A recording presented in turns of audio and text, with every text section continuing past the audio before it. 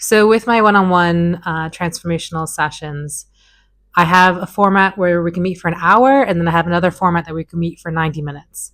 And so that's if you really want to go deeper, especially when it's multiple people, it just helps to have more of that spaciousness.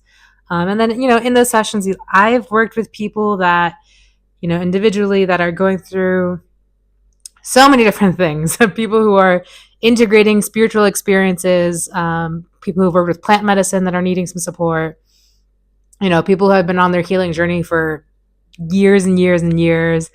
I've worked with people in their 20s. I've worked with people in their 70s,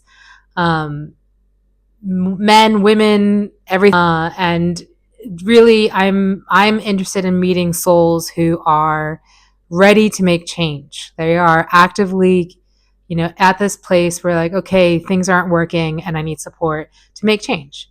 And I get excited about supporting people reclaiming their power and integrating parts of themselves that maybe self-sabotaging, parts that they judge or they don't love, and finding ways to have more expansiveness and acceptance of yourself, and supporting the nervous system throughout all of it. There's different techniques that I've learned along the way to help facilitate that. People who are ready to reclaim parts of themselves that have fragmented because of trauma. Folks who, some of the emotion code clients that I have, we also do transformational sessions because it kind of works really beautifully together to, clear the energy and then look at the root of what caused, whatever wound we were focusing on. So there's a lot of space in that.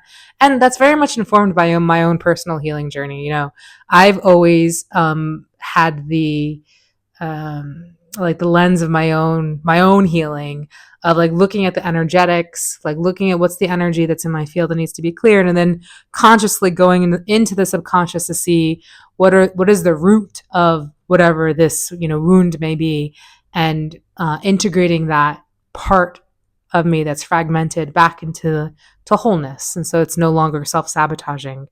And then also looking at ancestral stuff, because sometimes we have things that we've inherited, like not for nothing, that's a fact of life.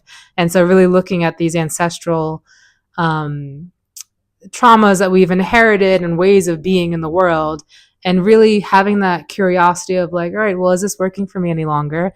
And if it's not, then how can I transform that? So I'm going to pause again.